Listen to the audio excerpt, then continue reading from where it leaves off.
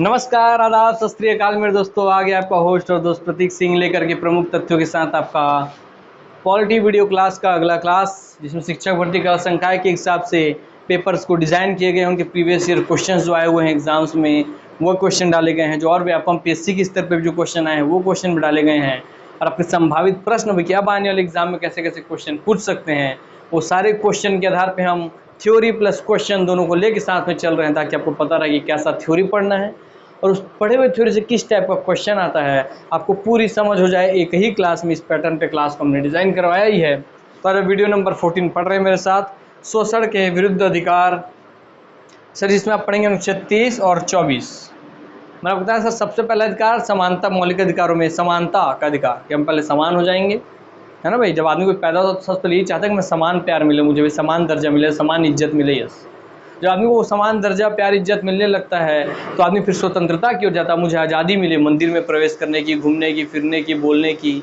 हाँ, तो समानता के अधिकार के बाद आता है सर आपका स्वतंत्रता का अधिकार। और जब आदमी को समानता और स्वतंत्रता दोनों मिल जाती है तो प्रत्येक आदमी शोषण के विरुद्ध आवाज़ उठा सकता है। इसलिए तीसरा अधिकार हो जाएगा शोषण के विरुद्ध अधिकार, जो आप देख रहे हैं 23 और 24। तो आइए आज हम इसी को पढ़ने वाले हैं। मगर इससे पहले आपको पता है टोटल 22 भाग में हर भाग का भाग, उसका नाम और उसका अनुच्छेद हम हमेशा रिवीजन करते हैं, ताकि हमको पूरा 22 भाग, उसके नाम, उसका अनुच्छेद याद रहे, ताकि कभी उससे क्वेश्चन बन जाए कूटबद्ध तरीके से तो मेरा रटाया रहे, हमारा दिमाग छपा रहे कि हाँ ऐसा ऐसा है। तो उसी क्रम में आगे बढ़ते हैं आज की क्लास की ओर। आइए, और एक बात फिर मैं बोल देना चाहूँगा कि देखिए, एग्ज़ाम का पैटर्न अब आपका बदल चुका है, और अब जो बदले हुए पैटर्न के हिसाब से खुद को नहीं बदलेगा, एग्ज़ाम उसको बदल के रख देगा। अर्थात एग्ज़ाम उसको इस रूप में बदल देगा कि जो बदले हुए पैटर्न के हिसाब से खुद को नहीं बदलेगा, एग्ज़ाम उसको छोड़ करके बाकी लोगों को अपने साथ लेकर के आगे बढ़ जाएगा। इसलिए ज़रूरी है कि बदलती हुई दुनिया के साथ आपको भी बदलना पड़ेगा, क्योंकि परिवर्तनशील इस दुनिया का नियम है ना। सर्वाइवल ऑफ द फिटेस्ट है, जैसे चार्ल्स डार्विन ने कहा था कि जो सबसे ज़्यादा फिट रहेगा वही इस दुनिया में सर्वाइव कर पाएगा। जो अनुकूल वातावरण के हिसाब से अपने आप को अनुकूल बनाएगा, वातावरण के हिसाब से अपने आप को ढालेगा, वही दुनिया में जी पाएगा। और ये हर जगह लागू होता है मेरे दोस्त। जिस तरीके से दुनिया बदल रही है, आप अगर उसको एडॉप्ट नहीं किए, उसको अनुकूल, अपने आप उसके अनुकूल नहीं बनाए, उसके धारा अपने आप उस अनुसार नहीं बदले, तो आप पीछे छूट जाएंगे और मुख्य धारा से कट के अलग हो जाएंगे। और उसी को कहा जाता है जीवन में फेल होना, कि मैंने फेलवर देखा है, मैं फेल हुआ था। फेल होने कोई ख़राब बात नहीं है, मगर फेल होकर के पुनः खड़े ना होना, फिर से वापस बाउंस बैक ना करना, ये है ख़राब बात। तो आइए आज क्लास की ओर हम आते हैं। सर जैसे कि आप सबको पता ही है बहुत ही अच्छे तरीके से, है ना, कि सर संविधान में टोटल 22 भाग होते हैं। उन 22 भागों में 395 अनुच्छेद होते हैं और अलग से 12 अनुसूचियाँ होती हैं। इसमें से अनुसूचियाँ तो हम आपको टाइटल के हिसाब से पढ़ा चुके हैं, बाद में इसको अच्छे से और डील किया जाएगा। सर अनुच्छेद हम 1 बाई 1 पढ़ते जा रहे हैं भागों के साथ साथ। तो ये भाग का ये जो पहला वाला चार्ट था हमारा पूरा खत्म हो गया था, तो आज हम इसके दूसरे वाले पेज में प्रवेश करेंगे, इसको रिवीजन करने के पश्चात। तो आपको हमेशा एक कॉन्सेप्ट दिया कि बताइए पूरा भारत क्या है। सर भारत एक क्षेत्र है, तो हाँ सर सबसे पहला भाग होगा भाग 1 क्षेत्र, अर्थात संघ, राज्य और उसका क्षेत्र। क्योंकि भारत में संघ है, राज्य और उसके क्षेत्र ही है, केंद्र है, राज्य और उसके क्षेत्र ही है। सर इसके अंदर कोई भी क्षेत्र पूर्व, पश्चिम, उत्तर, दक्षिण 4 दिशाओं में विभक्त होता है। तो इसलिए देखिए अनुच्छेद 1 से 4 आता है इसके अंतर्गत। कितना आसानी से याद हो गया। सर जब कोई क्षेत्र बन गया तो उस क्षेत्र में कोई वहाँ के लोग तो निवास करेंगे। यस, तो जो उस क्षेत्र में जो लोग निवास करते हैं वही वहाँ के नागरिक होते हैं। तो भाग 2 हो गया नागरिकता, उस क्षेत्र में रहने वाले लोग, वहाँ के नागरिक। और सर 1 से 4 हो गया तो क्षेत्र में खत्म। 4 के बाद आता है 5, तो 5 से 11, 5 दूनी 10 + 11, अर्थात अनुच्छेद 5 से 11 आता है नागरिकता के अंतर्गत भाग 2 में। सर जब वहाँ कोई नागरिक अब रहने लग गए हैं तो नागरिक बोलेंगे ना कि मुझे मेरे मौलिक अधिकार तो दीजिए, तो हाँ सर भाग 3 हो जाएगा उनके मूलभूत अधिकार या मौलिक अधिकार। सर आपने 5 से 11 इससे पहले पढ़ लिया, तो अब आएगा 12 से 35, तो अनुच्छेद 12 से 35। सर अब जब नागरिकों वहाँ क्षेत्र है, वहाँ पे नागरिक रहने लग गए, उनको उनके मौलिक अधिकार प्राप्त हो गए, तो इंसान वो अपने मौलिक अधिकारों का प्रयोग करते हुए अब वहाँ अपने लिए वहाँ राज्य बनाएगा और राज्य को बोलेगा कि आप हमारे लिए नीति बनाइए। तो राज्य को बोलेगा आप हमारे लिए नीति बनाइए, मगर कुछ तत्व हम आपको दे रहे हैं, इन तत्वों को आपको ध्यान में रख के इनके निर्देशन के अनुसार ही आपको नीति बनानी है। इसलिए भाग 4 हो जाएगा राज्य के नीति निर्देशक तत्व, DPSP, directive principle to the state policy. Sir उसमें आप देखिए सर, इससे पहले हमने पढ़ा 1 से 4, 5 से 11, 12 से 35, यहाँ सर आ जाएगा 36 से 51, तो अनुच्छेद हो जाएगा 36 से 51। ठीक, 36 से 51। मैं आपको हर दिन एक एक भाग याद करवाते आया हूँ। ये सब आपको हर दिन एक एक भाग याद करना कोई बहुत बड़ा टास्क होता नहीं है। जो नहीं किए होंगे उनको आज ये नहीं याद होगा, है ना, छोड़ेंगे, अरे सर पढ़ाते तो हैं, पढ़ लेंगे, तो ऐसे में फिर आप भी वैसे ही रह जाएंगे। तो ये गलती मत कीजिएगा, है ना। जब आपको होमवर्क है कि हर दिन एक भाग, उसका नाम और उसका अनुच्छेद बस याद करना, बहुत बड़ा टास्क है क्या? नहीं, उसके पीछे मैं आपको कहानी पूरा सुनाता हूँ। ठीक है सर। अब सर जैसे ही हमारे राज्य ने नीति बना दी है कि देश को कैसे चलाना है, लोगों के कल्याण कैसे करना है, तो सर उसके बाद बताइए हम जनता का भी कोई कर्तव्य है कि नहीं? यस। तो सरकार के बाद हमारे देश की जनता का भी कुछ न कुछ कर्तव्य है। तो जनता का आ जाएगा मूल कर्तव्य, राज्य के निर्देश तत्वों के बाद भाग 4 से 4A में ही, क्योंकि दोनों का यहाँ काम वाला बात है, तो ये सरकार काम करेगी, यहाँ जनता काम करेगी। तो 4 से 4A, ये 36 से 51 था, तो 51 से 51A, 4 से 4A हो। सर 5 में 5 उंगली सब एक साथ होती है तो संघ बन जाती है, अर्थात भाग 5 में है संघ, भाग 5 में है संघ, बोले तो केंद्र सरकार। और सर भाग 5 में जब केंद्र सरकार है तो भाग 6 में राज्य सरकार ही होगी, तो सर भाग 6 में हो जाएगी राज्य सरकार। तो भाग 5 में सर कितना आ जाएगा? 51 तक हो गया था, तो 52 से 151, तो 52 से 151 केंद्र सरकार की शक्तियाँ, और दोस्तों 152 से 237 राज्य सरकार की शक्तियाँ। तो 52 से 151, 152 से 237। सर आपने पढ़ लिया भाग 5 और 6। जो भाग 7 है वो निर्सित कर दिया गया, हमने हटा दिया गया, समाप्त कर दिया गया, आप ये समझिए। तो भाग 7 समाप्त है, स से 7, स से समाप्त, और 237 के बाद अगला अनुच्छेद है 38। तो अनुच्छेद 238 या भाग 200, भाग 7, तो भाग 7 का अनुच्छेद 238 निर्सित कर दिया गया है। तो आइए सर उसी को पढ़ लेते हैं कि हाँ सर भाग 7 निर्सित हो चुका है, किसे? 7वें संविधान संशोधन 1956 द्वारा, 7वां संविधान संशोधन 1956 द्वारा। कैसे याद रहे सर? क्योंकि 7वां भाग है, 7वां संविधान संशोधन है, और 7वां 8 56 होता है, एक बढ़ाकर 7वां 8 56, तो 7वां संविधान संशोधन 7वें भाग का 1956 में इसके द्वारा निर्सित कर दिया गया है। लीजिए याद हो गया ना कि भाग 7 7वें संविधान, 7वां भाग 7वें संशोधन द्वारा हटा दिया गया सर। अनुच्छेद इसमें आता है 238, ये भी हट चुका है, आप ये समझ लीजिए। अब आज हम पढ़ना सर भाग 8। बताइए सर, केंद्र सरकार हो गया था 5 में, यस सर। 6 में हो गया था राज्य सरकार, यस सर। सर भाग 7 तो हटा दिया गया, यस सर। अब भाग 8, तो केंद्र सरकार, राज्य सरकार के बाद अगली सरकार कौन आती है बड़े स्तर पे? सर वो आती है भाग 8 में केंद्र शासित प्रदेश। यही बची देश में आपकी, यही है ना, केंद्र है, राज्य, केंद्र शासित प्रदेश है। तो पहले केंद्र, फिर राज्य, फिर समाप्त हो गया था बीच में, उसको छोड़ के भाई केंद्र शासित प्रदेश। तो अब 5 में केंद्र, 6 में आपका राज्य, 7 समाप्त हो गया तो 8 में केंद्र शासित प्रदेश। भाग 8 केंद्र शासित प्रदेश, अनुच्छेद 239 से 42, क्योंकि 238 हो गया है, तो 39 से 42, 39 40 41 42, 39 40 41 42, तो 39 से 42। ठीक। और सर जब आपका केंद्र हो गया, राज्य हो गया, केंद्र शासित प्रदेश हो गया, तब क्या चीज़ें बची? सर अब आपकी स्थानीय शासन बची। स्थानीय शासन 2 हिस्से होते हैं, पंचायती राज और नगरीय निकाय। तो भाग 8 के बाद भाग 9 और भाग 9A पढ़ लीजिए, 9 और 9A। स्थानीय शासन में 9 और 9A, पंचायती राज और नगरीय निकाय तो लीजिए पंचायत और नगर पालिका हो गया, यस सर। तो भाग आपने 8, 9 और 9A पढ़ लिया आज भाई। पंचायत का सर 243 से 243O, देखिए 42 तक हो गया था, 243 से 243, और इसको बार बार पूछता है इस अनुच्छेद को, और पूछता ये भी पूछता है कि भाग जो पंचायत है, पंचायत किस भाग में है। और दोस्तों आप यहाँ देख रहे सर भाग 9 में है पंचायत, और लोग हमेशा यही भी गड़बड़ करते हैं, कई बार भाग ना पूछ करके अनुसूची पूछता है, तो अनुसूची में आता है पंचायत आपका 11वीं अनुसूची में आता है। तो वहाँ ध्यान दीजिएगा कि अनुसूची पूछेगा तो पंचायत आएगा 11वीं अनुसूची में, नगर निकाय आएगा भाई आपकी 12वीं अनुसूची में। मगर अगर भाग पूछेगा तो भाग 9 में आएगा पंचायत, और भाग 9A में आएगा नगर पालिकाएँ। तो 243 से 243O, और O के बाद आता है P, तो 243P से 243ZG तक। तो भाई A से लेके O तक, O का O JK एलिमेंट O का P से लेकर के Z तक। तो A से O, 243 से O और P से ZG। क्लियर? यस, हो गया। सर भाग 10, भाई अब बताइए सबसे हमारे जितने भी हम क्षेत्र बोले, जितने भी हम क्षेत्र पढ़े अभी, केंद्र सरकार, राज्य सरकार, केंद्र शासित प्रदेश, पंचायती राज, नगरीय निकाय, इनमें सबसे पिछड़े स्तर पे कौन है? सर सबसे पिछड़े स्तर पर इनमें जो है उनके ही विकास का तो काम करेंगी ना ये सरकारें। ये सारी सरकारें जो बन रही हैं ये किनके भी विकास के लिए काम करेंगी? जो सबसे पिछड़ा है। सबसे विकास क्रम में पीछे कौन है सर? तो उन्हीं का बारे भाग 10 में अनुसूचित जनजाति क्षेत्र, अनुसूचित और जनजाति क्षेत्र। ठीक, तो भाग 10 तक आज आपको याद रह गया। 242, 244 से 244A। तो आप उसके आगे नेक्स्ट क्लास से हम इसके आगे से पढ़ेंगे। आइए हम आते हैं आज की क्लास शुरुआत करते हैं। जिस तरीके से बताया हूँ, केंद्र सरकार, फिर राज्य सरकार, फिर समाप्त हो गया तो फिर केंद्र शासित प्रदेश, फिर पंचायती राज, फिर नगरीय निकाय, फिर आपका अनुसूचित और जनजाति क्षेत्र। तो उस तरीके से याद रखिएगा पूरा भाग 10 तक। ठीक, चलिए तो हम आते हैं आज के क्लास की ओर। मौलिक अधिकारों का वर्णन, क्योंकि आप भाई अभी भी मौलिक अधिकार ही पढ़ रहे हैं। तो मौलिक भाग 3 में मौलिक अधिकार पढ़ रहा हूँ। मौलिक अधिकार सूची से मौलिक अधिकार, जहाँ सबसे ज़्यादा क्वेश्चन एग्जाम में आते हैं। हर एग्जाम में आपको यहाँ क्वेश्चन देखने मिल जाएंगे, भले प्रत्यक्ष तौर पे चाहे प्रत्यक्ष तौर पे, मगर क्वेश्चन यहाँ से आते ही हैं, है ना। और मौलिक अधिकार दोस्तों एग्जाम से ज़्यादा आपके व्यक्तिगत जीवन के लिए जरूरी है, क्योंकि आपको आपके अधिकार पता हो, यही तो सही मायने में सफल व्यक्तित्व का परिचय है ना।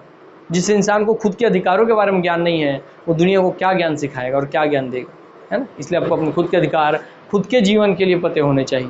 तो आइए हम आगे बढ़ते हैं। तो मौलिक अधिकारों में सर सबसे पहला अधिकार क्या है? जब भी कोई बच्चा पैदा होता है तो क्या बोलता है कि मम्मी बड़े भाई से ज़्यादा प्यार करती, छोटे भाई से कम प्यार करती, मुझसे कम प्यार करती है, मुझे बराबर प्यार चाहिए। मतलब सबसे पहले आदमी पैदा होते साथ ही चाहता है कि मैं समानता का दर्जा प्राप्त करूँ, अर्थात आदमी चाहता है समानता का अधिकार। इसलिए समानता का अधिकार मौलिक अधिकारों में सबसे पहले आता है 14 से 18। पूरे मौलिक अधिकार आपके आते हैं 12 से लेकर के 35 तक में। भाग 3 12 से 35 मौलिक अधिकार, मगर इसमें जो मेन अधिकार चालू होते हैं दोस्तों आपके 14 से चालू होते हैं, 14 से 18। तो समानता का अधिकार 14, 4, 18 ऐसे याद रखिए, 14 से 18। जब आदमी समान हो जाता है फिर आदमी क्या बोलते हैं? हाँ मम्मी मुझे बड़े भैया को दोनों को बराबर प्यार करती है, मैंने हमें समानता का दर्जा प्राप्त हो गया है। तो बड़े भैया बाहर खेलने जाते हैं, उनको खेलने का आज़ादी है, मुझे बाहर खेलने नहीं देते, मगर तो भाई मुझे भी अब स्वतंत्रता चाहिए। तो लीजिए दूसरा अधिकार हो जाता है दोस्तों आपका स्वतंत्रता का अधिकार। आदमी अपनी स्वतंत्रता चाह रहा है, तो दूसरे नंबर पर आएगा स्वतंत्रता का अधिकार 19 से 22, 14 से 18, 19 से 22। इस समय अनुच्छेद पूछ लेते हैं ना, स्वतंत्रता का अधिकार किससे किसके तहत है। लास्ट क्लास से हम 14 से 18 पूरा हम पढ़ चुके थे समानता अधिकार में। स्वतंत्रता का अधिकार केवल यह हिस्सा हमने 3 क्लास लगाए हमको सिर्फ यह हिस्सा पढ़ने में, 19, 20, 21, 22 4 अनुच्छेद पढ़ने में 3 क्लास लगाए हमने। आप समझ सकते हैं इसका वैल्यू कितना है। सिर्फ कोई आदमी समान हो गया, स्वतंत्र हो गया, तो आदमी अब अपने हक से अपने शोषण के विरुद्ध आवाज़ उठाएगा। तो तीसरा आ गया दोस्तों आपका शोषण के विरुद्ध अधिकार 23 और 24। तो 22 के बाद 23, 24 जो आज हम पढ़ने वाले हैं आज की क्लास में। फिर इसका शोषण के विरुद्ध अधिकार के बाद आदमी धर्म की ओर झुकता है, तो भाई धार्मिक स्वतंत्रता का अधिकार, धार्मिक स्वतंत्रता का अधिकार 25 से 28, 24 के बाद 25 से 28। जब आदमी धार्मिक रूप से स्वतंत्र हो जाता है तो आदमी ऑटोमेटिक ही धर्म से जुड़ के अपनी संस्कृति और शैक्षणिक की तरफ शिक्षा का अधिकार चाहता है। तो लीजिए सांस्कृतिक और शिक्षा का अधिकार 29, 30। तो देखिए 25 से 28, 29, 30। यहाँ था 23, 24 केवल दोनों छेद, फिर भी आए 25 से 28 आए, फिर थे 29, 30 दोनों छेद। तो आज इसके बाद दोस्तों आपका भाग 6 जो था, इसमें 6वां जो हिस्सा था दोस्तों, उसको संपत्ति का अधिकार था, जिसको हटा दिया गया है 44वें संविधान संशोधन 1978 के द्वारा। संपत्ति के अधिकार अनुच्छेद 31, 30 के बाद आता है 31, उसको हटा करके विधि के अधिकार अनुच्छेद 300 क में डाल दिया गया है 44वें संविधान संशोधन 1978 के द्वारा। तो उसका जो 7वें नंबर पे था वही 6वां बन जाएगा। तो 7वें में था आपका संवैधानिक उपचारों का अधिकार अनुच्छेद 32, और इसी को कहा है डॉक्टर भीमराव अम्बेडकर साहब ने संविधान की आत्मा, क्योंकि इसके तहत ही अपने बाकी अधिकार कोई भी अगर आपके छीन लिए जाते हैं तो आप इसके तहत ही हाई कोर्ट और सुप्रीम कोर्ट में जाके अपने अधिकारों को पुनः प्राप्त कर सकते हैं। ठीक, इसलिए उसको लिखा है संवैधानिक उपचारों का अधिकार। इसमें आता है दोस्तों 30 के बाद देखिए 32 और 20 के 31 गायब है, तो वही था संपत्ति का अधिकार अनुच्छेद 31। इसको 44वें संविधान संशोधन 1978 1978 के द्वारा हटा करके निकाल करके आर्टिकल अनुच्छेद 300A के तहत विधिक अधिकार बनाया गया है। ये सब आपको पता है। अब हम आते हैं दोस्तों, आज हमें जो पढ़ना है आपका यह शोषण के विरुद्ध अधिकार 23, 24 हमने ये और ये अच्छे से पढ़ लिया है, एक चीज़ों को समझा है बारीकी से। अनुच्छेद 23 और 24 शोषण के विरुद्ध अधिकार। तो भैया आपको शोषण के विरुद्ध अधिकार है अनुच्छेद 23 और अनुच्छेद 24 जो आज आप पढ़ेंगे। सर किसी व्यक्ति का शोषण 2 ही तरीके से हो सकता है। एक तो ऐसा हो सकता है कि भाई आप किसी बिना कम ज्ञान वाले, जिसको भी दुनियादारी का ज्ञान नहीं है, उस बच्चे को बहला के फुसला कर उससे काम करवा रहे हैं, अर्थात बाल श्रम, कि आप किसी से बाल श्रम करवा ले रहे हैं, है ना, किसी बच्चे से काम करवा लें, क्योंकि उसको दुनिया की समझ नहीं, उसको ज़्यादा पैसे की लालच ललक है नहीं, उसका बोलेंगे तेरे को इतना पैसा दूंगा, थोड़ा सा पैसे में काम करने लगेगा, बर्तन बन जाएगा, ये करवा रहे हैं वो करवा रहे हैं। तो हाँ सर, खतरनाक जगहों में छोटे छोटे बच्चों को काम करवाया जा रहा था, जिससे उनके जान का खतरा बना रहता था, क्योंकि तो बच्चे हैं। और दूसरा, उनको दोस्तों शिक्षा जैसी चीज़ से वो दूर हो जा रहे थे, इसलिए बाल श्रम जैसे शोषण को रोकना था, इसलिए शोषण के में अंतर्गत बाल श्रम रोका गया, क्योंकि बच्चे ही तो भविष्य हैं इस देश का। ठीक है। और सर एक दूसरा होता है सर, किसी को ज़बरदस्ती बंधुआ मजदूरी बना के आप रख लिए हैं, अर्थात किसी को बलपूर्वक श्रम करवा रहे हैं। तो दूसरा हो गया, ये पहला हो गया समझिए आपका बालात श्रम, कि आप बालात माने लात मुक्के से, ऐसे याद करवाता हूँ मैं कि लात मुक्के से अर्थात आप बल का प्रयोग करते हो, बालात, तो बल का प्रयोग करते हुए आप श्रम करा रहे हो तो बालात श्रम, या बल का प्रयोग करते हुए श्रम कराएंगे तो बालात श्रम। एक ये होता है, दूसरा होता है दोस्तों बाल श्रम, किसी बच्चे से आप काम कराएंगे। तो ये दो प्रकार से आप किसी का शोषण करते हैं। तो आइए वही हम पढ़ेंगे। अनुच्छेद 23 है मानव दुर्व्यापार एवं बाल श्रम का निषेध। ठीक है, हो गया ना भाई, बाल श्रम आ गया कि छोटे बच्चे से आप काम मत करवाइए, उनके साथ मानव दुर्व्यापार मत कीजिए। और इसके बाद दोस्तों आप देखेंगे बालात श्रम की बलपूर्वक किसी से बंधुआ मजदूरी बना के रखना, डरा के धमका काम करवाना। तो पहले बच्चे से काम करा लिए, 23 से 24 में से कन्फ्यूजन होता है। तो पहले दुनिया में पहले कौन आता है? पहले आता है बच्चा। तो याद रखिए अनुच्छेद 23 पहले आ रहा है, तो 23 में आएगा बच्चा से बाल श्रम, अनुच्छेद 24 में आएगा बालात श्रम। ठीक, क्लियर? चलिए भैया, मैं अपनी भी नोट्स खोल लेता हूँ, ताकि कुछ अलग से हिंट आपको देना होगा, कुछ अलग कंटेंट आपको पढ़ाना होगा तो वही बता दूंगा मैं, क्योंकि ये कंटेंट में हमारे क्लास वाले रेडी करते हैं, तो उसके अनुसार आपको पढ़ाया जाता है। मेरा कंटेंट एक अलग है जो मैं खुद से बनाया हुआ हूँ, है ना, तो उसका वैल्यू ही अलग है।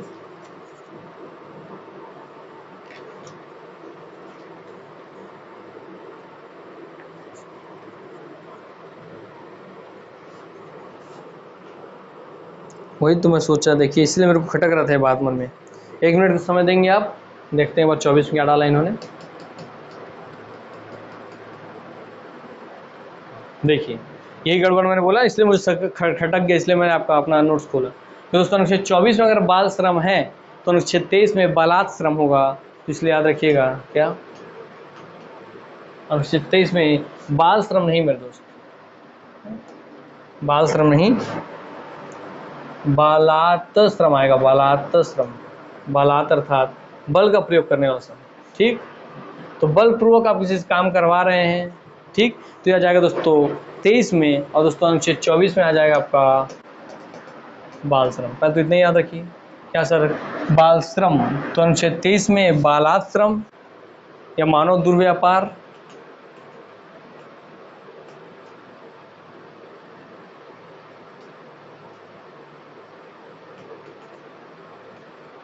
ठीक, तो इसमें याद रखिएगा, इसको दो तरीके से पूछ सकता है आपसे, है ना। सर एक तो मानव दुर्व्यापार करके पूछता है अनुच्छेद 23 को, क्या मानव के साथ दुर्व्यापार कर रहे हैं, मानव का व्यापार कर रहे हैं, उनको गुलाम बना के रखे हैं और डरा धमका के काम करवा रहे हैं। यस, तो दोस्तों तो आप कैसे किसी काम करवाएंगे? दुर्व्यापार बल के द्वारा है ना, इसलिए इसका नाम है बालात श्रम। अर्थात पहला कि आप बल का प्रयोग कर रहे हैं, लात मुक्के का प्रयोग कर रहे हैं, तो इसलिए लात से आपको याद रखेगा बल है। ठीक, तो पहला है कि दुनिया में हर आदमी कैसे किसी पर राज करना चाहता है, अनुच्छेद 23 और 24। आदमी 23 में चाहता है सर सबसे पहले कि मैं डर हूँ किसी से काम करवा लूँ, तो सबसे पहले आ गया बालाश्रम। और बताइए अनुच्छेद 24 में क्या आएगा? सर सबसे जल्दी कौन डर जाएगा? सर सबसे जल्दी कोई बच्चे डर जाएंगे, इसलिए अनुच्छेद 24 में आएगा बाल श्रम। तो 23 में हो गया बालाश्रम, 24 में हो गया बाल श्रम। मैंने सुधार दिया है उनकी गलती को कंटेंट वालों की, तो आप ध्यान रखिएगा। ठीक, तो ये बालाश्रम है दोस्तों। चलिए, तो आर्टिकल 23 में ही 23(1) आता है, उस 23(1) के अंतर्गत क्या है उसको देखिए ध्यान से। सर अनुच्छेद 23(1) में मानव दुर्व्यापार बेगारी, तो एक मानव दुर्व्यापार है, अर्थात मानव दुर्व्यापार शब्द का मतलब समझिएगा कि अब मानव का दुर का मतलब होता है गलत, और व्यापार का मतलब तो आप जानते ही हैं। हाँ सर, दुर का मतलब हो जाता है गलत, और व्यापार का मतलब आप जानते ही हैं कि आप गलत तरीके से, मानव का गलत तरीके से व्यापार कर रहे हैं, मतलब आपका समझते हैं ना इस चीज़ को। मानव दुर्व्यापार मतलब समझ रहे हैं ना, जो इंसानों को पकड़ के उनको विदेशों में भेज दिया जाता है, मानव तस्करी जो आप जानते हैं। हाँ, जो मूवी में देखते हैं कि लड़कियों को पकड़ के उनको बाहर देश में इंपोर्ट एक्सपोर्ट कर दिया जाता है, यस उस तरीके से। ठीक, इंसानों को पकड़ के आपके भारत से सच्चाई में ऐसा होता है कि भारत से बहुत गाँव के लड़कियों को लड़कों को पकड़ के ले जाते हैं और यूएई दुबई जैसे राष्ट्रों में ले जाकर बेच देते हैं वहाँ पे, और वहाँ उनको ले जाकर उनका पासपोर्ट छीन लेते हैं और वो जीवन भर के लिए वहाँ पे नौकर बन के काम करते रहते हैं, ना उनको तनख्वाह देनी है ना कुछ देनी है। इसलिए दोस्तों ये सब चीज़ें चलते ही मानव तस्करी बहुत बड़ा चीज़ है। तो वही मानव तस्करी आता अनुच्छेद 23 के अंतर्गत, ठीक, कि कोई भी मानव तस्करी कर रहा है तो उसके विरुद्ध आपको अधिकार है कि आप उसके विरुद्ध एक्शन ले सकते हैं, आपको अधिकार है। यही लिखा है सबसे मानव दुर्व्यापार। तो मानव दुर्व्यापार मतलब मानव के साथ गलत व्यापार, मतलब मानव का गलत व्यापार करना। तो आपको समझ में आ गया शब्द का मतलब, ठीक। बेगारी, किसी से बेगारी करवाना, किसी बगैर पारिश्रमिक से लिया गया कार्य, अर्थात बगैरी का मतलब समझ लिया आप लोग, ठीक। अब बिना किसी को पारिश्रमिक दिए, बिना पैसा दिए उससे आप काम ले रहे हैं, श्रम ले रहे हैं, तो ये बगैर पारिश्रमिक लिया कार्य। तथा बलात्श्रम, मैंने बोला बलात्श्रम शब्द, यस। तो बलात्श्रम का मतलब होता है इच्छा के विरुद्ध लिया गया कार्य, कि आप किसी की इच्छा नहीं है, आप बलपूर्वक उससे काम करवा रहे हैं, तो हो गया बलात्श्रम। इन सब पर रोक लगाता है कौन? अनुच्छेद 23(1). यह प्रावधान राज्य, समाज, समुदाय, जाति तथा व्यक्ति सभी पर लागू होता है कि अगर कोई राज्य जो ये काम कर रहा है तो उसको भी सजा मिलेगी, मतलब कोई सरकार खुद ये काम करेगी उसको भी सजा मिलेगी। कि सरकार कैसे काम करेगी? मान लीजिए मनरेगा में सरकार जबरदस्ती लोगों को बोली, अपने यहाँ की सभी लोगों को, कि चलो तुम लोग कुआं खोदने चलो, खेत में काम करें चलो मनरेगा के तहत, या तो तुम लोगों को गोली मार दूंगा, पैसा नहीं दूंगा, गोली मार दूंगा। तो कोई राज्य ऐसे करी तो उसके खिलाफ भी आप आवाज़ उठा सकते हैं।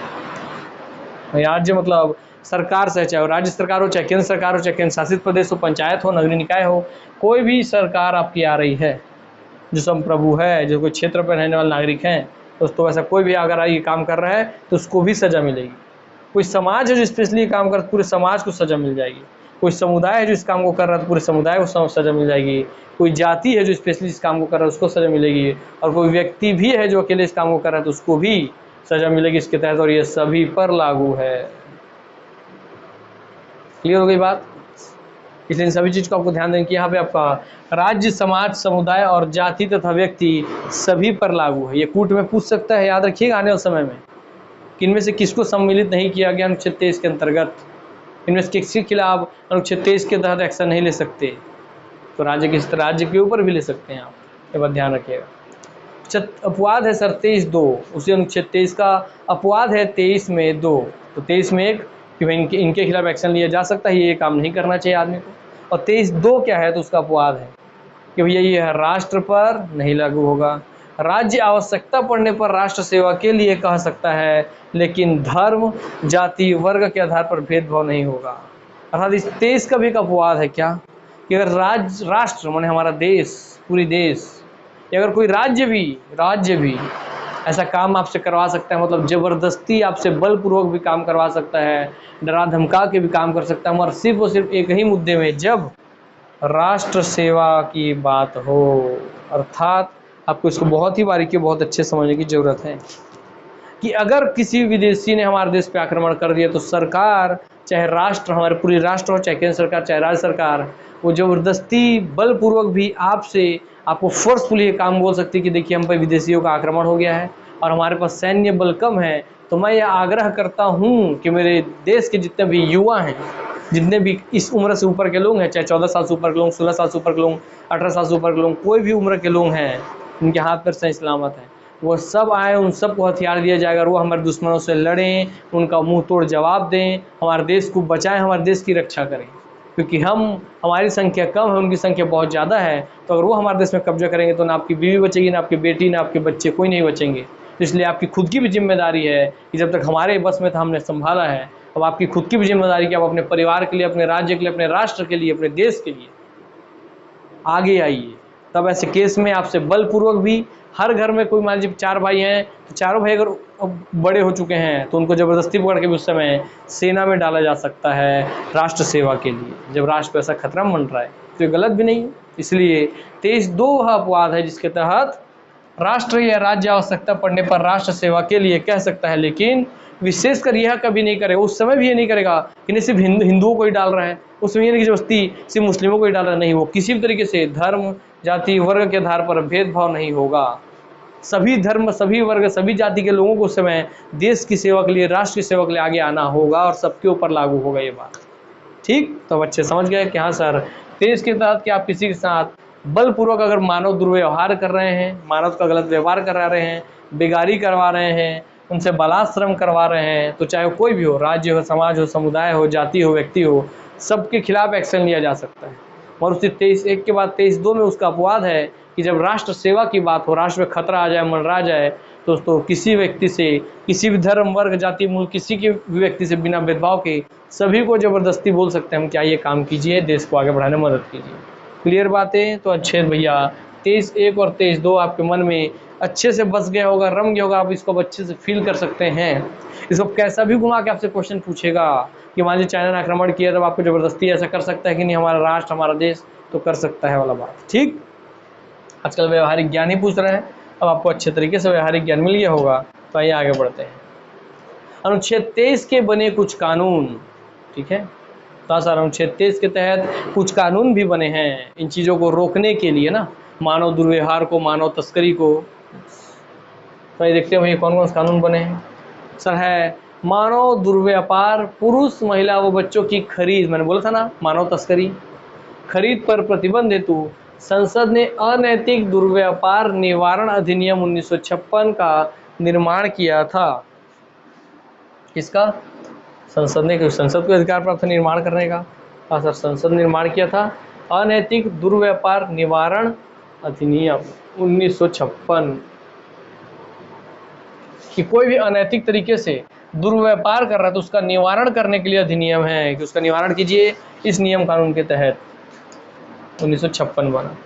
फिर बेगार के लिए बंधुआ मजदूरी, कि आप किसी को बंधुआ मजदूरी बना काम करवा रहे हैं, उसको आप कर्जे में डुबा दिए, उससे जीवन भर काम करवा रहे हैं, उसके बच्चों से काम करवा रहे हैं, पीढ़ी दर पीढ़ी काम करवा रहे हैं, तो ये बात बोल रहे हैं कि बेगार के लिए बंधुआ मजदूरी व्यवस्था। निरसन अधिनियम, कि बंधुआ मजदूरी को निरस्त हो ऐसा अधिनियम बनाया गया 1976 में, 56-20-76।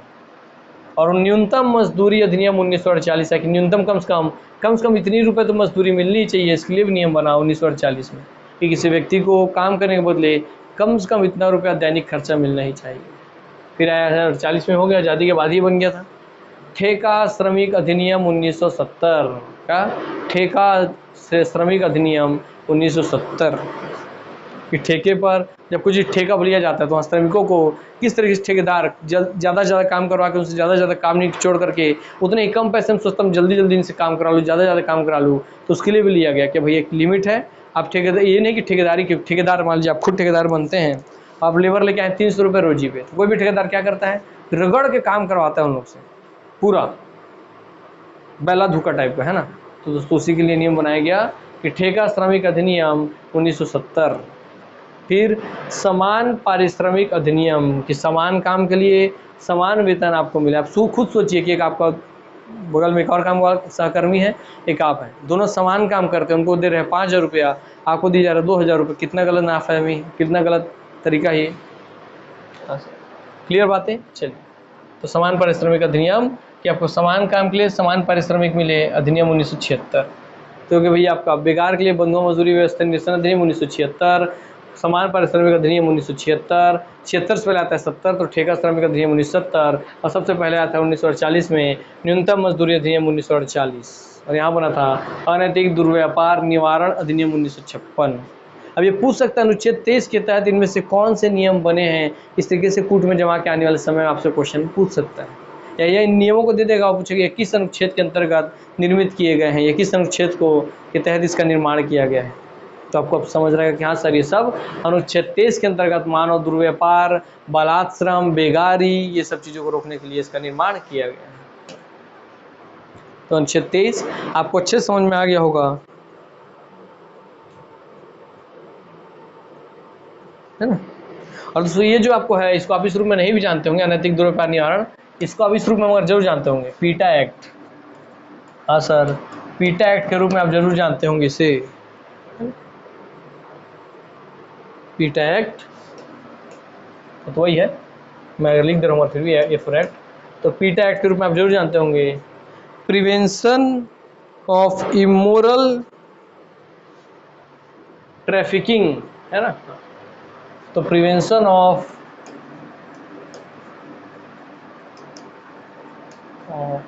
इमोरल, इमोरल मतलब भैया अनैतिक, immoral, prevention of immoral trafficking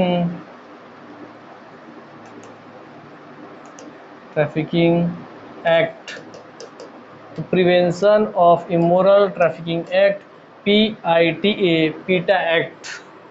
तो जैसे आपका अनैतिक दुर्व्यवहार निवारण अधिनियम को ही पीटा एक्ट बोलते हैं। और पीटा एक्ट आप जानते हैं कि पीटा एक्ट के तहत जिसको सजा होती है उसका भी जमानत होने में बहुत दिक्कत हो जाती है ना।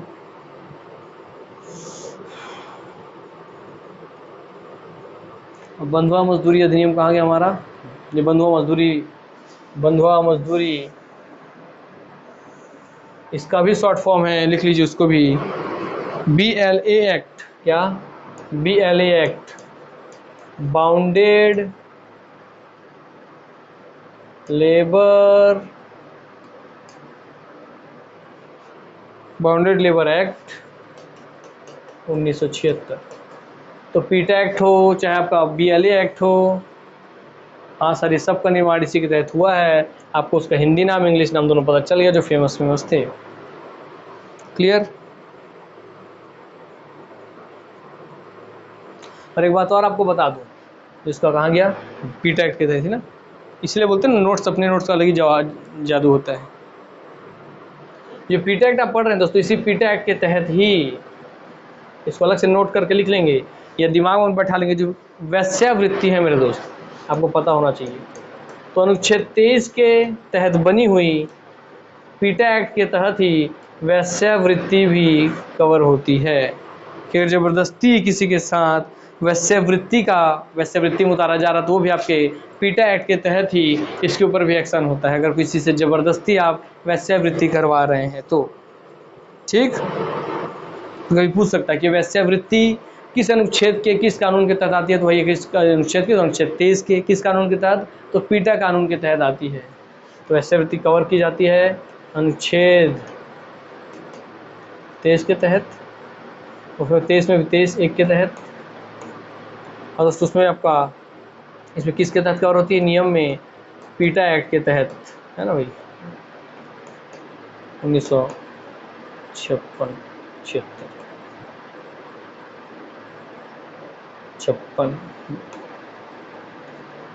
तो पीटा एक्ट 1956, BLA 1976। क्लियर हो गया? चलिए, और सिर्फ यही क्यों दोस्तों, आपका जहाँ भी लोगों से ज़बरदस्ती कोई काम करवाया जा रहा हो, ये नहीं कि हर महिला ज़बरदस्ती ही वैश्यावृत्ति लाइन में उतरती है, कई लोग अपने मजबूरी की वजह से खुद के इंटरेस्ट से भी उतरते हैं, तो उनके लिए नियम कानून लागू नहीं होगा।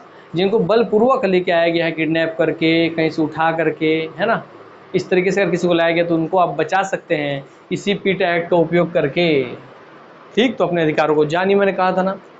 तो अगर कोई वैश्यावृत्ति जिसको ज़बरदस्ती डरा के धमका के इस धंधे में उतारा गया, उससे ज़बरदस्ती काम करवाया जा रहा है, तो उसका पीटा एक्ट लगा करके उसको बचा सकते हैं। और जो अपने मन मर्जी से उतरी हुई हैं उनको ऊपर ये लागू नहीं होता है ना। चलिए, तो अनुच्छेद 23 के बारे में आपको अच्छे से पता चल गया। अनुच्छेद 23 क्या है? बल का प्रयोग करके लोगों से श्रम करवाना, उनको मानव का दुर्व्यापार करना, गलत तरीके से लोगों को खरीदना बेचना, इस तरीके की चीज़ें जो आप मूवी में देखते हैं। ठीक, तो आइए अब आते हैं दोस्तों आपके अनुच्छेद 24, कारखानों में बाल श्रम आदि पर निषेध। मतलब वो एक बच्चा है, उससे आप श्रम करवा रहे हो, भी कहाँ? कारखानों में, जहाँ इतनी बड़ी बड़ी इतनी खतरनाक मशीनें हैं, उस बच्चे को अभी ज्ञान नहीं, तो उसके जान को खतरा है कि नहीं? वहाँ इतने ज़्यादा नॉइज़ पोल्यूशन, तो बच्चे का बचपन में इससे सुनने की क्षमता कोई डैमेज होगा कि नहीं? यस। बच्चे से या बच्चे से काम करवा रहे हैं तो उसका पढ़ने का पूरा एजुकेशन लाइफ खत्म हुआ कि नहीं? यस। बच्चा बचपन से ही पैसे का वैल्यू सीखने लग गया तो कभी भी वह जो कुछ बड़ा कर सकता था भविष्य में वो नहीं कर पाएगा। वह बचपन से ही एक लेबर की, श्रमिक के तरीके ही जीना सीख लेगा और श्रमिक ही बन के रह जाएगा। यस, तो इस तरीके से बाल श्रम से एक बच्चे का पूरा संपूर्ण जीवन नष्ट हो जाता है। किसी व्यक्ति को श्रम तब तक नहीं करना चाहिए, श्रम के लाइन में तब तक नहीं उतरना चाहिए जब तक उसको श्रम का सही मायने पता ना हो, है? इसलिए सही उम्र में कमाना भी जरूरी है और सही उम्र से पहले कमाना भी गलत है। ठीक है, हमारा मुद्दा कहते हैं कि सही कौन सा उम्र है सर? सही उम्र वही है कि दोस्तों आप कब इस चीज़ का वैल्यू सीख जाते हैं। हम जितने कम उम्र में सीख गए उतना कम उम्र में कमाइए। तो मुद्दा है कि यही वैल्यू सीखने में लोगों को कई साल लग जाते हैं और लोगों की उम्र बीत जाती है। किसी को 21 साल में समझ में आता है, तो किसी को 31 साल, तो किसी को 40 साल की उम्र में। ठीक, चलिए आते सर आपके अनुच्छेद 24 के अंतर्गत आता है बाल श्रम, कारखानों में बाल श्रम आदि पर निषेध। किसी फैक्ट्री, खान या अन्य परिसंघटन परिसंकटमय परिस्थिति में कार्य करने के लिए 14 वर्ष से कम उम्र के बालक के लिए निषेध किया गया है। तो देखिए यहाँ बाल श्रम में याद कि बालक किसको लिया जाता है सर, 14 साल से कम उम्र के बच्चे को लिया जाता है। क्यों? क्योंकि सर हमारे आप इससे पहले अनुच्छेद पढ़े थे सर, अनुच्छेद 21 के तहत ही 6 से 14 वर्ष के बच्चों तक को फ्री में शिक्षा दिया जा रहा है ना। जब इनको फ्री में शिक्षा मिले 6 से 14 वर्ष तक के बच्चे को फ्री में शिक्षा, तो कम से कम उनको फ्री में शिक्षा तो ग्रहण करने दिया जाए। इसलिए यहाँ भी उम्र का लिमिट 14 वर्ष से कम उम्र के लिया गया है कि 14 साल से कम के किसी बच्चे को आप काम धाम पे मत रखिए, उनका जीवन बर्बाद मत कीजिए। और 14 साल तक शिक्षा को ग्रहण कर ली, उसके बाद उसको एक समझ हो जाता है तो आप उसको काम धाम पे रख सकते हैं। मगर एक बात आपको यह बता दूँ, 14 वर्ष आपको याद रहेगा, इसमें हमेशा लिमिट पूछ लेता है कि कितने साल से कम उम्र के बच्चे को नहीं रखना है। और याद रखिए कि यह जो नियम है दोस्तों, ध्यान से पढ़िए, यहीं पे आपको पूरा खेल कर देता है। भाई किसी 14 साल से कम उम्र के बच्चे को कहाँ नहीं रखना है सर? 14 साल से कम उम्र के बच्चे को किसी फैक्ट्री में नहीं रखना है, किसी खान के काम में, माइनिंग के काम में नहीं रखना है, और अन्य ऐसे जगह पर नहीं रखना है जो परिसंकटमय परिस्थिति जहाँ कार्य करने के लिए पैदा हो जाए। अर्थात किसी बच्चे के जीवन पे ऐसा कोई भी काम उससे नहीं करवाना है जिससे उसके जीवन पे, उसके जान पे खतरा बन सकता है। जैसे किसी कारखाने में, किसी फैक्ट्री में, किसी माइंस में, किसी खदान में, या किसी आप साफ सफाई के लिए गटर में उनसे सफाई करवा रहे हैं, इस तरीके का जहाँ भी उनके जान को खतरा हो सकता है उस वैसे जगह पे बच्चे को काम नहीं करवाना है। और उसके अलावा इसका मतलब क्या है सर? इसका मतलब ये है कि 14 साल से कम उम्र का अगर बच्चा है, कम उम्र का अगर बालक है, तो इसको आप ऐसे जगह में तो काम नहीं करवाएंगे, मगर जहाँ खतरा नहीं है वहाँ आप काम करवा सकते हैं। जैसे होटलों में प्लेट धो रहे हैं तो वो कर सकते हैं, है ना। गुपचुप ठेला में गुपचुप खिला रहे हैं तो वो कर सकते हैं। इस तरीके के जहाँ उनके जान को खतरा नहीं है वहाँ वो काम कर सकते हैं, ये बात ध्यान रखिएगा। तो इसलिए आप होटल में अगर देखते हैं एक छोटा सा बच्चा है 10 साल का, 12 साल का, और प्लेट धो रहा है, खाना लगा रहा है, तो उस पर जाके आप कानून पे केस, उस पर जाके आप भाई उस होटल के मालिक पे केस मत कर दीजिएगा, ठीक है।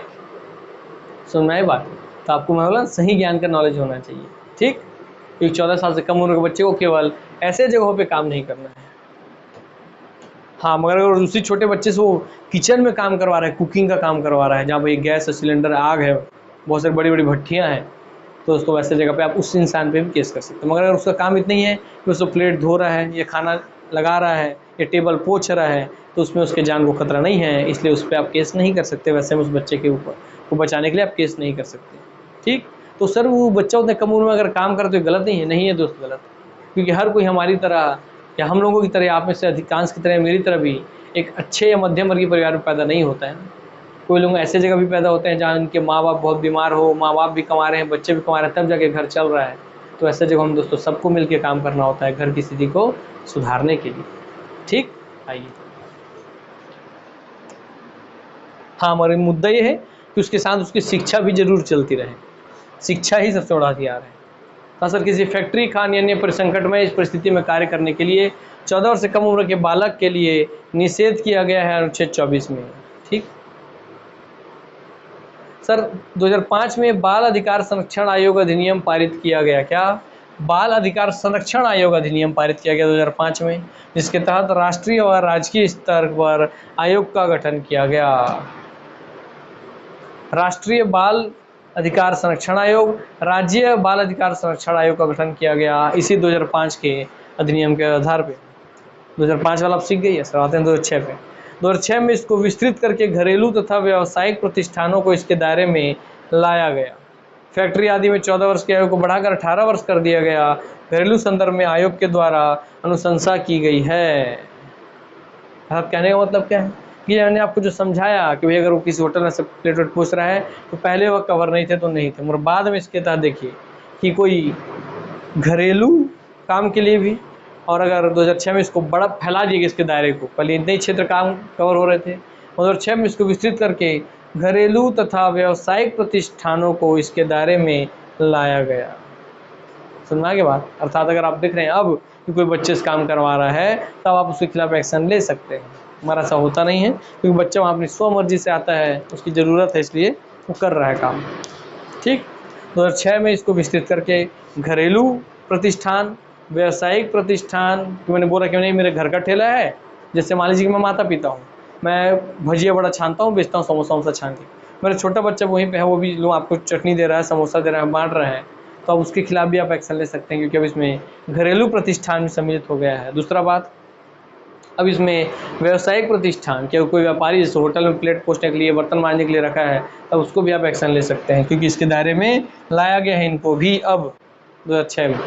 फैक्ट्री आदि में 14 वर्ष की आयु को बढ़ा करके 18 वर्ष कर दिया गया है। मतलब अब आपके फैक्ट्री में 14 वर्ष से कम के नहीं, अब 15 वर्ष, 16 वर्ष, 17 वर्ष, 18 वर्ष से कम का कोई भी बच्चा काम कर रहा है किसी फैक्ट्री में, 18 साल से कम का भी कोई बच्चा काम कर रहा है, तो वह भी गुनाह है। पहले था 14 वर्ष, और आपको अधिनियम में 14 वर्ष ही पढ़ना है, ये कानून बना है, अधिनियम में कितना है, 14 वर्ष का ही लिमिट है कि 14 साल से कम उम्र के बच्चे को काम नहीं करना है। मगर सही मायने अब कितना हो गया सर, अब हो गया हुआ 18 वर्ष के। 18 साल से कोई भी कम उम्र का बच्चा फैक्ट्री, खानयानी संकटमय परिस्थिति में काम नहीं करना चाहिए, ये बात ध्यान रखिएगा। बोला ना कि यही जैसे डबल डबल क्रॉस होती है ना चीज़ें, यहीं पे सर गेम खेलता है एग्जामिनर आपके एग्जाम में, तो आपको अब ये सब चीज़ पता होना चाहिए। अनुच्छेद में 14 वर्ष से कम आयु का, और अब नियम बन गया कि 18 वर्ष से कम आयु का कोई बच्चा ऐसी स्थितियों में काम नहीं करना चाहिए। ठीक, घरेलू संदर्भ में आयोग के द्वारा अनुशंसा की गई है, मगर घरेलू संदर्भ में ये जो घरेलू प्रतिष्ठान थे ना, इसमें अनुशंसा की गई है अभी। ठीक, भाई भाई शिक्षक भर्ती वाला जो है, आइए उनको देखते हैं भाई क्या क्वेश्चन मिलता है, उनके प्रीवियस ईयर क्वेश्चन से क्या क्वेश्चन बना है अनुच्छेद 23 से। तो अनुच्छेद 23 से संबंधित निम्नलिखित कथनों पर विचार करें और कूट की सहायता से सही उत्तर का चयन करें। देखो मैं क्लियर दिख रहा है कि नहीं? हाँ क्लियर दिख रहा है, कोई इशू नहीं। तो अनुच्छेद 23 से संबंधित निम्नलिखित कथनों पर विचार करें और कूट की सहायता से सही उत्तर का चयन करें। बताइए, अनुच्छेद 23 में मानव दुर्व्यापार, ये दुर्व्यापार ऐसा है ना, दुर्व्यापार और बालात श्रम का निषेध किया गया है, सही बात। फिर 24 में बाल श्रम, देखिए यहाँ पे सही दे दिया है हमारे कंटेंट वाले ने, वहाँ पे गलती हो गया, होता है यार प्रिंट में थोड़ा बहुत गलती होता है, इतना सारा कंटेंट बना रहे हैं तो, है ना। चलिए, अनुच्छेद व्यक्ति और राज्य दोनों को प्रतिबंधित करता है। कौन सा? अनुच्छेद 23 व्यक्ति और राज्य दोनों को प्रतिबंधित करता है, क्या सही बात है। यह अधिकार नागरिक और अनागरिक दोनों के लिए उपलब्ध है। क्या आपने तीसरा पॉइंट कहीं पढ़ा था उसमें थोड़ा सा भी? तो आपको क्या छाटना, सही उत्तर का चयन करें। सही उत्तर क्या है सर? केवल कथन 1 सही है, 1 और 2 सही है, केवल 3 सही, उपरोक्त तीनों कथन सही हैं। तो आंसर आपको पता चल गया होगा सर, केवल आपका 1, 2 और 3 सही हैं। ठीक, चलिए, मगर इसमें मेरे को इसके तीसरे पॉइंट में डाउट है, अधिकार नागरिक और अनागरिक दोनों के लिए उपलब्ध है। तीसरे वाले पॉइंट के लिए चलिए, फिलहाल क्वेश्चन आया हुआ है तो भी इसको ध्यान रखिएगा, ये भले आपके आर्टिकल में नहीं दिया गया मगर याद रखिएगा, ये जो अधिकार है अनुच्छेद 23 या नागरिक और अनागरिक दोनों के लिए उपलब्ध है। चलिए कोशिश करते हैं इसको समझने का कि सर ऐसे ही कुछ चीज़ें आपके क्वेश्चन में आती हैं एग्जाम में, जो हम पढ़े नहीं रहते मगर उससे जुड़ा हुआ आ जाता है, हमको सोचना पड़ता है ये तो था ही नहीं उसमें, इसको कैसे सॉल्व करूँ मैं। इसमें आपकी उसमें ये तो पढ़े कि 23 अनुच्छेद 23 में मानव दुर्व्यापार और बालाश्रम का निषेध है, आप बोले सही। अनुच्छेद व्यक्ति और राज्य दोनों को प्रतिबंधित करता है, आप बोले सही। मर्यादा अधिकार नागरिक और अनागरिक दोनों के लिए उपलब्ध है। ये कैसे सर हम समझ पाएंगे कि सर ये तो हमारे अनुच्छेद में लिखा नहीं था तो ये इसके अंदर आएगा कि नहीं आएगा? बहुत आसान सी बात है। देखिए अनुच्छेद 23 का उसके ऊपर पढ़िए अपने मन में कि किसी भी व्यक्ति से आप बलपूर्वक उससे काम नहीं कराएंगे, बेगारी आप नहीं करवाएंगे।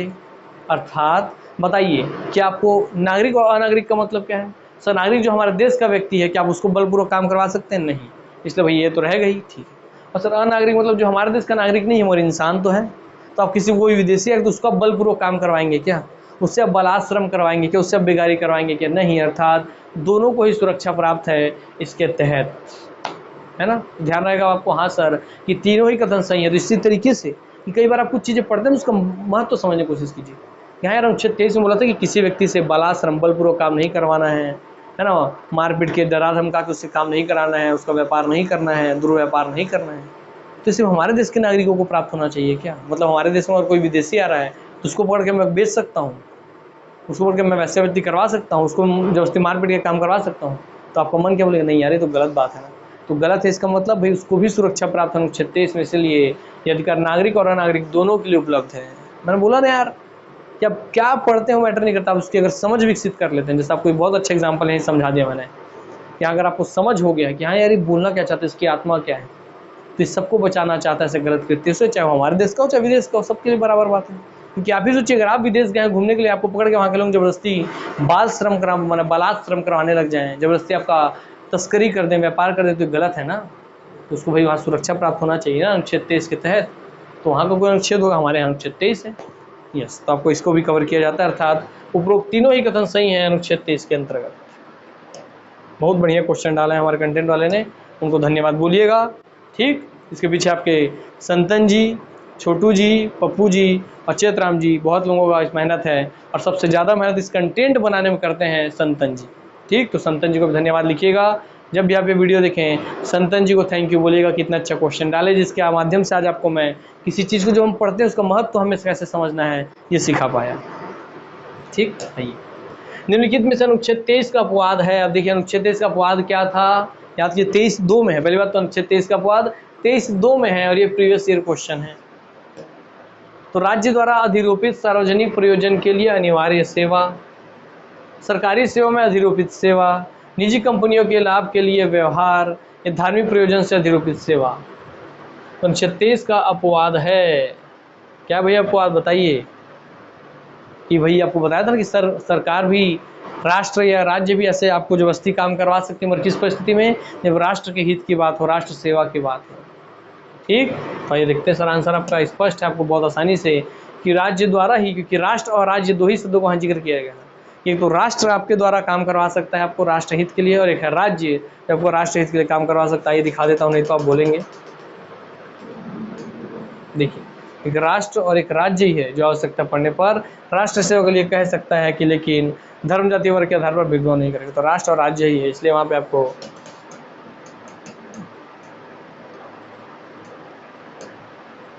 राज्य द्वारा अधिरोपित, कि राज्य आपको अधिरोपित कर सकता है। सार्वजनिक प्रयोजन के लिए अनिवार्य सेवा, कि आपको अनिवार्य रूप से सेवा देना होगा सार्वजनिक प्रयोजन के लिए, मैंने पब्लिक सर्विस के लिए राज्य द्वारा अधिरोपित किया जा सकता है। जबकि ना ही सरकारी सेवा में अधिरोपित, ना ही निजी कंपनी द्वारा, ना ही धार्मिक प्रयोजन में। ये तीनों ही बिंदु गलत हैं। यहाँ राष्ट्र वाला होता तो राष्ट्र वाला भी सही होता, और राज्य है तो राज्य वाला भी सही होगा। इस लाइन का मतलब ही वही है कि राज्य द्वारा अधिरोपित किया जा सकता है, मैंने आपके ऊपर थोपा जा सकता है सार्वजनिक प्रयोजन के क्षेत्र में, पब्लिक जो काम है उस पब्लिक की सेवा के क्षेत्र में अनिवार्य रूप से आपको सेवा देना होगा ये काम। ठीक, चलिए, हाँ भैया, ए हो गया, इस अपवाद के अंतर्गत आता है। बोला क्वेश्चन यार आप महसूस कीजिए एक बार कि किस स्तर, कितने अच्छे अच्छे स्तर का क्वेश्चन आप पढ़ रहे हैं, और क्या आप नहीं पढ़े होते तो इस स्तर के क्वेश्चन आपसे बनते कि नहीं बनते। फिर एक क्वेश्चन आप सबके लिए हाजिर है, मेरे शिक्षक, सहायक शिक्षक भर्ती वालों के लिए और अन्य सभी के लिए। देखिए, क्योंकि सबके लिए भी संविधान एक ही है, क्वेश्चन वहीं से आता है, क्योंकि थ्योरी कभी बदलता नहीं है ना। संविधान में लिखा बदल थोड़ी रहा है, संविधान संशोधन को छोड़ दीजिए, जो बदलता है हम तो उसको भी पढ़ते हैं, और जो भाई है तो वो तो है ना। तो निम्नलिखित में से कौन सा अधिनियम अनुच्छेद 23 से संबंधित नहीं है? गौर कीजिएगा, नहीं है पूछा है, ये प्रीवियस ईयर क्वेश्चन भी है। तो बंधुआ मजदूरी अधिनियम 1976 संबंधित है कि नहीं? यस सर है। न्यूनतम मजदूरी अधिनियम 1948 संबंधित है कि नहीं? यस सर है। समान वेतन अधिनियम 1976 संबंधित है कि नहीं? आप बोलेंगे हाँ है। सिविल अधिकार संरक्षण अधिनियम ये इसमें संबंधित है कि नहीं? तो आप बोलेंगे भैया कौन संबंधित नहीं है, तो आपको अच्छे से पता चल गया, इसमें आपका डी जो है संबंधित नहीं है ना। सिविल राइट्स संरक्षण अधिनियम 1955 संबंधित नहीं है, जबकि आपका बंधुआ मजदूरी अधिनियम 1976 है, समान वेतन अधिनियम 1976 है, तो दोनों 76 वाला है। जब किसी को बंधुआ मजदूरी बना लिए हैं या उसको समान वेतन नहीं दे रहे हैं, ये वाला बात। और लास्ट में न्यूनतम मजदूरी अधिनियम 1948 ये भी है। तो ये तीनों है, बंधुआ मजदूरी अधिनियम 1976, न्यूनतम मजदूरी अधिनियम 1948, समान वेतन अधिनियम 1976 संबंधित हैं। आप पीछे देखे थे ना। इसी में आपका वो पीटा भी आता है, पीटा है ना, prevention of immoral trafficking act. ठीक, चलिए, और आपका BLA भी आता है ना, बंधुआ मजदूरी ये वाला था, बाउंडेड लेबर एक्ट 1976। बाल अधिकार संरक्षण आयोग अधिनियम 2006 द्वारा फैक्ट्री आदि में काम करने की न्यूनतम उम्र कितनी है? ध्यान रखिएगा, ये अनुच्छेद 23 नहीं बोला है, बाल अधिकार संरक्षण आयोग अधिनियम 2006 द्वारा फैक्ट्री आदि में काम करने की न्यूनतम उम्र कितनी है? ध्यान रखिएगा, आपको क्या बोला है, अधिनियम से पूछा है, और मगर फिर भी क्वेश्चन घुमाने की कोशिश किया, तो आंसर आपको स्पष्ट बहुत अच्छे से कि हाँ सर, अब इस अधिनियम में 18 वर्ष कर दिया गया। 18 साल से कम के किसी बच्चे को अगर आप काम करवा रहे हैं फैक्ट्री में, कारखानों में या ऐसी पर संकटमय स्थितियों में जहाँ उसके जान को खतरा हो, तो दोस्तों ये इलीगल है, ये गैर कानूनी है। ठीक। और अब गैर प्रतिष्ठानों में भी 14 साल वाला नियम लागू हो रहा है। गैर प्रतिष्ठानों, व्यावसायिक प्रतिष्ठानों में भी आप छोटे बच्चों से काम नहीं ले सकते हैं। ठीक है, चलिए। और अनुच्छेद 23 बोला था दोस्तों आप 14 वर्ष ही मार के आते, कि उसमें 14 वर्ष ही है, और जो कानून लागू हो गया है वहाँ 18 वर्ष कर दिया गया है। बोला था ना आपको, जिन जिन बारीकियों से आपको मैं हिंट दिया वहीं से क्वेश्चन बनते हैं। भारत के संविधान के पिछले, आप देख रहे हो पिछले प्रीवियस ईयर क्वेश्चन है, सब बने वहीं से ही। तो अगर आप सही तरीके से थ्योरी पढ़ेंगे तो आपसे हर एक क्वेश्चन बनना तय है मेरे दोस्त। भारत के संविधान के अनुसार मानव तस्करी और जबरन श्रम पर प्रतिबंध का उल्लेख निम्नलिखित अनुच्छेदों में से किसमें किया गया है? ये संभावित प्रश्न है, मतलब आपसे आने वाले समय में आपसे पूछा जा सकता है, एक्सपेक्टेड क्वेश्चन है। तो भारत के संविधान के अनुसार मानव तस्करी और जबरन श्रम पर प्रतिबंध का उल्लेख निम्नलिखित अनुच्छेदों में से किसमें किया गया? देखिए हाँ, मानव तस्करी, मानव दुर्व्यापार और जबरन श्रम मतलब बालात श्रम बोला है, तो किसमें भैया? अनुच्छेद 23 में कि 24 में? सर बालात श्रम अर्थात बलपूर्वक श्रम करवाना, तो दुनिया में आदमी सबसे पहले क्या चाहता है कि मैं बलपूर्वक काम कराऊं, तो 23-24 पहले क्या आता है? 23, तो अनुच्छेद 23 आपका आंसर हो जाएगा। और सर 24 में क्या है कि हम दो हमारे दो, तो हम दो माता पिता हमारे दो बच्चे, अर्थात हम लोग 2 से हो गए 4, तो 2 से हो गए 4 बच्चों को मिला के, इसलिए अनुच्छेद 24 में आता है बाल श्रम। यहाँ पे आपका आज का क्लास होता है दोस्तों समाप्त। ठीक, चलिए, तो आपको शोषण के विरुद्ध अधिकार के बारे में भी आज अच्छे से समझ हो गई। तो आज की क्लास को मैं यहीं पे समाप्त करता हूँ। आप सबके लिए दुआ करता हूँ कि आप हमेशा हंसते रहें, खेलते रहें, खिलखिलाते रहें, निरोग रहें, स्वस्थ रहें, तंदुरुस्त रहें, यही मेरी दुआ है आप सबके लिए। और बहुत ही अच्छे से मेहनत कीजिए, आगे पढ़ते रहिए, हर एक संविधान के हर एक अनुच्छेद का वास्तविक महत्व समझिए, उन चीज़ों को महसूस कीजिए कि हाँ मैं ही वो बच्चा हूँ जिससे ज़बरदस्ती हो रहा है, तो मैं कैसे बचूँ, मेरे ही बच्चे के साथ ऐसा हो तो मैं कैसे किस अधिकार का उपयोग करूँ। आप इन अधिकारों को सिर्फ पढ़ने की दृष्टि से नहीं, जीवन की दृष्टि से अपनाएंगे तो आपसे हर एक क्वेश्चन, क्योंकि आजकल व्यवहारिक क्वेश्चन आ रहा है तो सब क्वेश्चन बनेंगे, ये तय है। इसलिए आपसे मेरी यही एक विनती है कि आप जब भी पढ़ते हैं तो उसको दोस्तों अपने जीवन से जोड़ के पढ़िए, अपने वास्तविक जीवन से जोड़ के पढ़िए। किसी भी चीज़ को जिसको आप पढ़ रहे हैं उसको सब्जेक्ट या विषय मत बनाइए, है ना। विषय अगर आप बना देंगे तो आपके लिए टफ हो जाएगा, मगर अगर उसको आप अपना जीवन का हिस्सा बना देंगे, ये तो मेरे ऊपर भी लागू हो रहा है, मैं भी तो इससे जुड़ा हुआ हूँ दोस्तों। जैसे उसको अपने जीवन से जोड़ के पढ़ते हैं तो आपको पहली बात तो है कि जीवन भर याद रहेगा, और दूसरा कि आपको भी अपने अधिकारों का ज्ञान रहेगा। इसलिए जब भी आप ऐसा कुछ पढ़ते हैं संविधान को, तो उसको व्यक्तिगत जीवन, अपने जीवन से जोड़ के पढ़िए, ताकि आपको उसको रटना ना पड़े। क्योंकि हम रटते किसको हैं? जिसको हम अपने से पराया समझते हैं। आपको अपने माता को कभी रटना पड़ता है क्या? पिता को रटना पड़ता है कि नहीं? आप अपने माता पिता को भली बात ही जानते हैं, आप अपने दोस्तों को भली बात ही जानते हैं, हाँ ये मेरा दोस्त है, ये मेरा दोस्त नहीं है। तो दोस्तों जो आज जिसको आप अपना बना लिए, अपने जीवन से जोड़ लिए, वो आपको अपना हो गया और वो आपको धोखा नहीं देगा। मगर जिसको आप विषय बनाए, सब्जेक्ट बनाए, दोस्तों आपको पराया कर दिया आपने उसको, तो पराया व्यक्ति से आप कैसे उम्मीद रख सकते हैं कि एग्जाम टाइम में आपको वो साथ है। इसलिए याद रखिए, विषय को, सब्जेक्ट को अपना करके पढ़िए अपने जीवन में। तो आप इसको बस एक छोटे कॉन्सेप्ट को लागू करके देखिए, उसको अपना करके पढ़िए जीवन में। आप देखेंगे कि हाँ सर, जिसका आंसर आपको नहीं भी पता होगा ना, आप अपना करके उसको देखेंगे तो आपको ऑटोमेटिक उसका आंसर तक आप पहुँच जाएंगे। बहुत बड़ा कॉन्सेप्ट है, जैसे हमने आपके उस भी क्वेश्चन के तीसरे बिंदु में किया था। तो चलिए यहीं पे उसी समझ के साथ मैं चाहता हूँ कि इसी समझ के साथ अपने जीवन का हर एक दिन जिए, हर दिन अपने जीवन को और बेहतर बनाएं। ठीक, तो अपनी वाणी को मैं विराम देता हूँ, आप सबसे अलविदा लेता हूँ। मिलते हैं नेक्स्ट क्लास में, तब तक के लिए नमस्कार, जय हिंद, जय भारत, जय छत्तीसगढ़, वंदे मातरम, धन्यवाद।